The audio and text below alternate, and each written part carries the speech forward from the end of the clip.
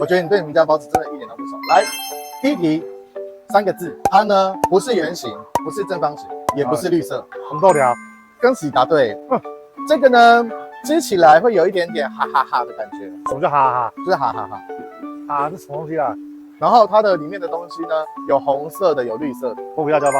恭喜答对。哎呦，它的材料很多人会拿来当做炒菜用的东西，很香很香的一个品相。你家每个都很香。猜看看啊，5个字，香肠的。香蒜香肠包，它是在春季才会出现的一种笋巴。这个呢，6个字，它也是一种颜色，西方人特别喜欢。哦，起司豆包。恭喜答对，厉害哦！看起来上有福气的人。OK，找宝宝。恭喜宝宝，立刻就把